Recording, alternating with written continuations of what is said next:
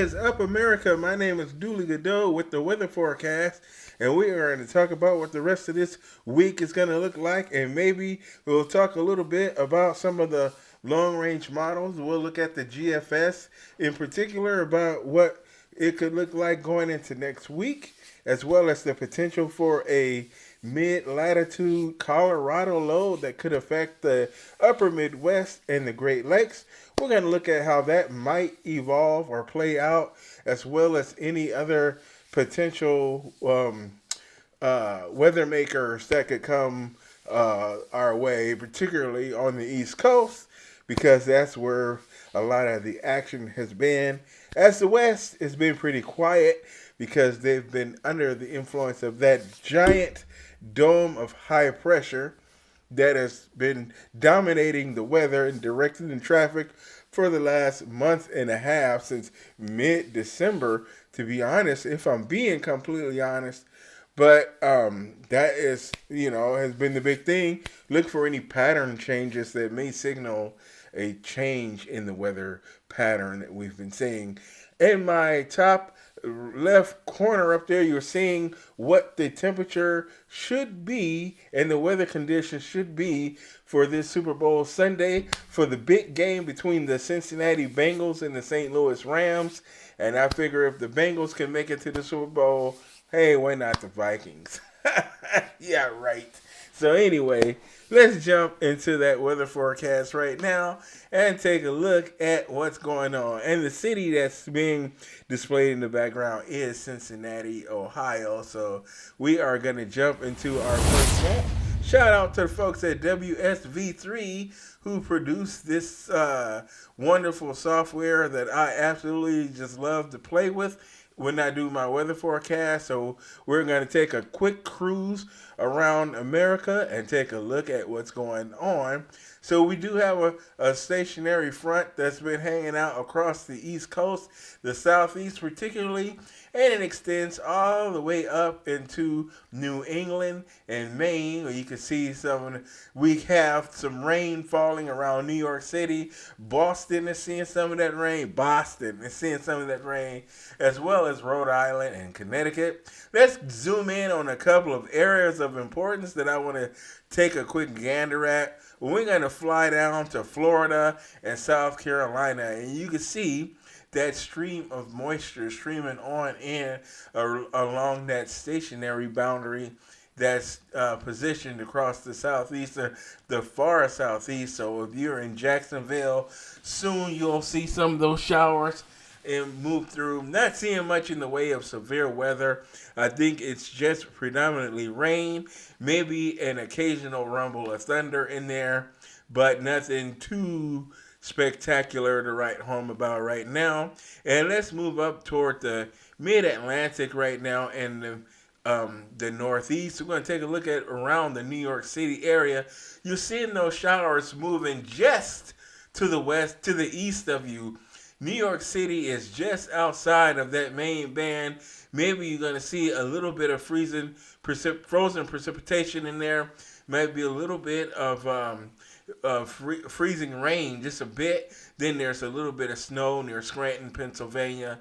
And you see Binghamton, New York. It's going to pick up a little, have picked up a little bit of that snow, but it has now moved to the east. And that precipitation is going to moving through Hartford on up to Boston and seeing that precipitation. And that stream is coming right up out of the mid-Atlantic. So it is going to be affecting this area for the rest of tonight. It will slowly move out tomorrow, and things will slightly improve a bit across that part of the country. Okay, so that's the biggest weather feature taking place right now. And we did have some showers down in South Texas. Let's position our map so that I can zoom in on this stuff going on around South Texas and into Mexico mostly. So as you can see, the Rio Grande Valley could pick up some showers. So this is the tail end of that weather system, that stationary front that is affecting the Northeast right now and the Southeastern United States. And in fact, this is going to be extended all the way to the Pacific side, but it's not really having too much precipitation. And let's take a look at what's going on across the Great Lakes here in the upper Midwest, in Minnesota and Wisconsin, and the upper peninsula of Michigan, and as well as Michigan proper is going to see some lake effect snow. We got a lot of lake effect snow going on. Duluth might pick up a few flakes. Superior, Wisconsin is definitely picking up a few flakes right now. Some of that looks like it's going to be quite heavy, so we're going to keep an eye out on that, on those conditions up there for that lake effect snow that's coming in off of Lake Superior. Lake Michigan is also providing a few flakes here in Traverse City in Michigan. So that is a look of what's going on across the nation right now on my big map. And that's going to jump into our first deterministic model here. We are going to look at the GEFS today, not today. We're going to look at the GEF. I keep wanting to say GEFS. We're going to look at the GFS tonight. And this is a look at what the GFS is saying that we are going to see. This is that frontal boundary that is extended from the northeast Maine and Nova Scotia and Newfoundland, and it extends all the way through the mid-Atlantic states, where we do have an area of low pressure just off the coast of New York City and extending all the way into North Carolina. So it is definitely going to be the catalyst for more showers and snow showers across the Northeast and the big cities along the Atlantic seaboard. This is going to be the catalyst for more precipitation there. Then we get a bit of a break in the Mid-South between North Carolina and South Carolina. The activity picks up again in Georgia, down into the Florida Panhandle, and into the Gulf of Mexico. And then we're also seeing it right on the tip of that southern tip of Texas. It's dry across the rest of America tonight, with the exception of those lake effect snow showers across the Great Lakes. That's that depicted right here. And we are going to move on out. Let's take a look and see and here is that frontal boundary as it moves out tomorrow. This is where it's going to be. It's going to move on. But then we see it across central Florida. There may actually pick up a few showers, as there is a little bit of area of low pressure down in the Gulf of Mexico that could help to spread a little bit of precipitation. Then we have a Alberta Clipper that's going to be a 995 low that's going to produce some wind, a little bit of drop in the temperature across the parts of Minnesota and Wisconsin. Michigan may see a few flakes from that. This is a fairly dry system. It will drop a few snow showers across the upper Midwest and the Great Lakes. So that is what's going to be on tap for tomorrow. So let's move and look at what we got for the 10th. This is what February 10th is looking like. An area of high pressure moves down out of Canada across the upper Midwest.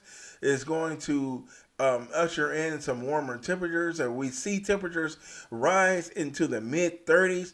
We could also reach nearly 40 degrees here in the upper Midwest, in Minnesota, and part in western Wisconsin. We could see those temperatures rise to nearly 40 degrees as that area of high pressure kicks in a southerly flow from the folks here in the northern part of the Midwest. Let's move on into the 11th and see what we're looking at for the 03Z time here. As you can see, another Alberta Clipper makes its way into Minnesota along the U.S.-Canada border. It's going to spread some snow showers into Wisconsin and Minnesota. As you can see, another windy day on tap for your Friday here and this is for the 11th. So your Friday looks like it's going to be quite brisk here in the upper Midwest. And it's going to remain dry across the rest of the nation, as this is the only area of interest for this day. So it's going to be the typical Alberta Clipper. It's going to be a bit strong, a bit potent, So it's going to definitely have strong winds. Going to see some wind chill advisories posted, maybe a wind chill warning at some point during all of this. So let's move on into your Saturday. And let's see what your Saturday looks like. That Alberta Clipper will move on off to the east, northeast, moving to the southern parts of Canada and spread some snow across Canada as it leaves us alone. Maybe a few more lake effect snow showers across Michigan. High pressure moves in again behind that as high pressure continues to remain in control across most of the nation. We'll see a few showers and maybe some thunder down across Florida and the Gulf Coast. We could see some showers and maybe some thunderstorms in the Pensacola area, Apalachicola, Tallahassee, maybe some of those areas, as well as Orlando and down into the Miami-Dade, Fort Lauderdale, and the Palm Beaches could also pick up some shower activity and maybe a thunderstorm. And this is for your Saturday. So let's take a look at what we got on Sunday. Super Bowl Sunday. As you can see down in Florida, an area of low pressure will develop just off the East Coast there. It's going to spread those showers and thunderstorms down into the Tampa area, as you can see. So that is the picture for what game day will look like in North and Central Florida. Is going to pick up a pretty big area, potent area of showers, and maybe some thunderstorms will be there. So it may be the possibility of severe weather during the Super Bowl or around the Super Bowl time. As you can see, I think that as we get closer to the game time, those showers would have moved on to the east. But certainly during the day on your Super Bowl Sunday, we could see showers and thunderstorms across North Florida. So let's move on to what our 14th, and we see another Alberta Clipper is going to affect the Great Lakes in Michigan area and Minnesota and Wisconsin. Spread a little bit more light snow up there. Another week, this one's going to be a weaker Alberta Clipper compared to the last one. That wasn't a 995 millibar alone. This one is 1008 millibars, so it's a bit weaker. Things are going to remain quiet for the most part. For the most part, we're going to be in a quiet mode with high pressure and control across the nation. Another Alberta Clipper moves into the upper Midwest. It's going to spread a little snow across northern Minnesota and northern Wisconsin and the upper peninsula of Michigan. These Clippers have really seemed to favor northern Minnesota, the northern half of Minnesota, northern Wisconsin, the upper peninsula of Michigan. So it's been pretty consistent parade of these Alberta Clippers. Well, this one seems to spread a little bit further south, spread some moisture into northern Indiana and northern Illinois. Maybe the Chicago area could pick up a little snow from that Alberta Clipper that's expected to move through on the 16th. So we could probably see a little bit of snow, a good concentration of snow around the northern Illinois. And the New South Bend, Indiana could pick up some snow, as well as Milwaukee, Wisconsin. And we're going to let that guy move on out of here. It's going to move on off to the east. It's going to follow the path of its brothers and move on off to the east-northeast. And another Alberta Clipper moves in for the 19th. So this is the 19th. Now, in previous model runs, there was a Colorado low that did form in this region and move north-northeast. Now, I do see where the models have kind of strayed away from that and does develop another weather system that's going to spread heavy rain and probably severe weather across the deep south. So if you're in Mississippi, Alabama, Louisiana, Arkansas, Tennessee, and Kentucky, you could see some severe weather. It looks like a lot of heavy rain in this time frame for your February 19th, and it's going to spread some snow into the Great Lakes, Michigan, as well as upstate New York, western Pennsylvania, and Ohio could pick up some snow potentially from this weather system that's developing a nice 995 millibar low. It deepens pretty good as it moves off to the northeast. It's going to spread northeast and spread some rain. Mostly, it looks like a lot of rain along the coast and snow in the interior. So if you were near the Canadian border, if you're in upstate New York, in the interior parts of Maine, if you're in the mountains in Vermont and New Hampshire, if you're in western Pennsylvania, you could pick up some snow from this 982 millibar low pressure. It's not quite a nor'easter because nor'easters usually take place right offshore, but it's going to be a strong little weather system. So it's going to produce a lot of precipitation. As you can see, those isobars are pretty tight. So it's going to have a lot of wind, but this is going to produce a lot of winds from the south, not that northeasterly wind that we typically see with nor'easters. So that's going to move on out. And then another Alberta Clipper moves in on the 22nd. Going to do more of the same, drop some light snow across the upper peninsula of Michigan, northern Wisconsin, and northern Minnesota, as well as southern Canada. We'll see. So if you're in Edmonton or Calgary, you might see some snow from that next Alberta Clipper. So I counted at least 5 or 6 Alberta Clippers that seem to progress through at about every day and a half. So let's look at our final map, the European right now. So our final map is going to be the European.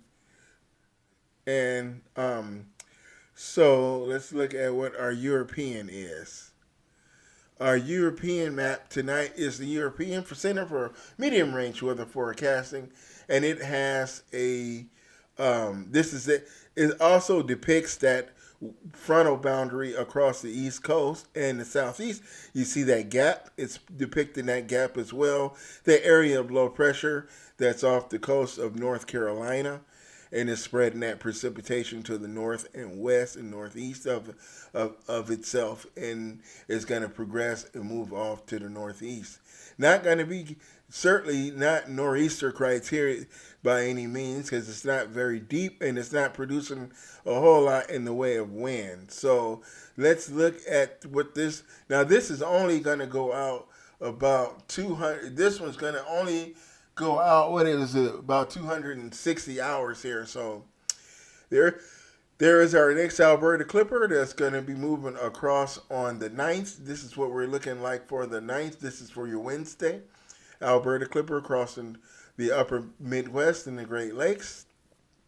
And then another Alberta Clipper is going to drop in right behind that for the 11th on Friday. It's going to spread snow. This one shows snow as far south as the Twin Cities, Rochester, down into Iowa, where we could even see some rain possibly across northern and central Iowa. So this one is a little bit, is a 984, slightly deeper than what the GFS showed it, and it's a spreading precipitation over a larger area than what the GFS depicted. So that is where these two models differ on this system. The European is showing this one a deeper low, and it progresses about in the same direction, and that's pretty much it for the Europeans. Let's take one last look at the city of Cincinnati as we get ready for this Super Bowl Sunday coming up. Of course, I got to support my LA Rams. It's been hard to find webcam video from LA. There's one big one, but it hasn't been working, so we're going to go with Cincinnati since it was readily available and eager to show itself. So that is a look at the weather forecast for the rest of this week and into the weekend and for your Super Bowl Sunday across the nation and as well, especially in Tampa. As you can see, those temperatures are going to be nice in the 60s at game time. So, and those showers, according to the GFS, would have moved on out of the area, and it should be pretty partly cloudy at game time and a normal rain expected. So that is a quick look at the weather forecast for the rest of this week and the next week. Thank you for watching. If you got any value out of this video or you enjoyed this video, please leave a like. And one thing I want to, when do you guys think the next big storm is going to come? In the forecast model right now, I didn't see anything particularly big or impressive right now. That area of maybe that southern stream storm that is going to come toward the end of that model run, maybe sometime next week, could produce some severe weather across the deep south there, especially if you're in the Mississippi Valley and if you're in Tennessee and Kentucky, it's going to spread some severe weather possibly in that area because we're going to have an area of low pressure that's going to develop over northwest Texas and New Mexico. So we have an area of low pressure, and that area of low pressure is going to help pull up moisture from the Gulf. It's not going to work with too much cold air. I see that rain extend pretty far north into the Ohio Valley, so we could see a fairly warm system. So I don't anticipate at this point too much in the way of wintry precipitation in this storm. This is why I think it's going to be mostly rain and maybe we'll see some severe weather. Okay, thank you for watching this video. Remember to like the video and leave your comment about whether or not, when do you think our next big storm will be, and who do you think will get hit by that next big storm? So please leave your response to that question in the comment section. And thank you and for watching this video, and I will see you on the next one. Thank you.